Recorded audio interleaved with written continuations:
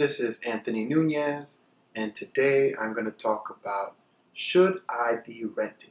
All right, so this is looking at some reasons where it might make financial sense to rent.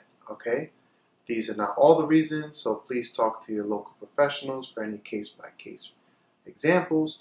But here are some reasons where it makes sense to rent. Are you moving? So if you're in a position where you're going to be moving within a few years, the rule of thumb is usually 5 years. So if you plan on staying in an area for 5 years or more, oftentimes it'll work in your favor to own as opposed to renting. However, if you're staying 5 years or less, it might be beneficial to rent because of all the fees associated with owning a property.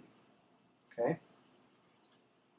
Is your job stable? So obviously if you don't feel secure in your job, or if you feel like there's some indicators that the market may turn and make your job a little more difficult, or if there's some macro economic moves happening where your line of work is being pinched and they're eliminating your work, whether it's by automation or some other factor is pinching your career, then that's something to consider as well, because you don't want to be tied down to a mortgage when the job isn't stable.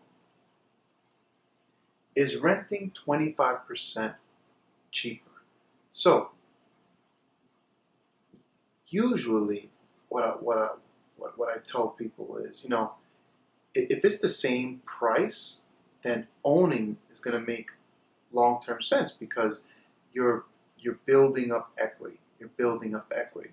And when I say the same price, I mean when you factor in the mortgage, the taxes, and insurance, the PITI, which I've already made a video about. Or are you getting some type of a deal? For example, 2-bedroom co-op in the area where I work might come out to around $1,800 right around now. Do you have access to some deal where it's $1,200, right? Do you have that type of deal going on? And there are deals out there where you've either been living there for a long time and your rent stabilized. There's a bunch of factors where you might be able to find a rental much lower than the cost of owning a property. Or somebody maybe is offering you a deal where you're renting their property and they're going to be away for a certain amount of years and they're coming back. That might be an arbitrage moment for you, where you might be able to invest the difference from what you're paying in rent. Does renting give me perks? So similar to the example what I was just talking about, let's say you're in a community where the home prices are $1 million in that area, right? And this $1 million property is going to have a $5,000–6,000 a month price tag to it, maybe more. But you're able to rent out for $3,000. There's a opportunity for you to rent out in the same neighborhood which you love for $3,000. That might be something to consider. That might be something to consider, because now you're getting a deal and you can invest the difference. The cons to owning. Owning is not, a walk in the park. Anytime there's any issue, unless you live in a co-op or condo where they don't have, where they have someone that can take care of all the issues. If you're owning a home, anything breaks down, you're going to have to take care of it, and that can be really stressful for some people. So that's a big con to owning for many. Maintenance, taxes, insurance. So I only mentioned the maintenance piece, but taxes might be going up regularly. Insurance is going to go up regularly. How is that compared to whatever rental deal you have going on right now? The other piece that scares a lot of people is that they're locked in. You are locked in to that house until you sell it. Okay, so your money is locked down. Whatever down payment you put down is locked into that house. So you're not as fluid.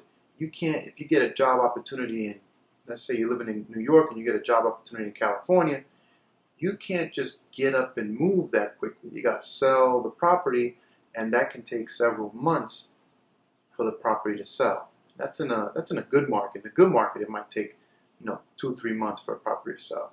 In a bad market, who knows? Who knows how long it'll take to sell? So these are all things to consider. But most importantly, if you do go out and you rent, you should be investing. So there's somewhere where you're taking advantage of the difference in price. Right? If the renting is cheaper than owning, you should be investing either in yourself, in your own business, in stocks, something. You should be bringing more value to your life. Okay? Again, these are my suggestions. Consult with your local professionals for any case-by-case examples. But if you like the video so far, please hit subscribe and stay tuned for the rest of the videos that I have coming up.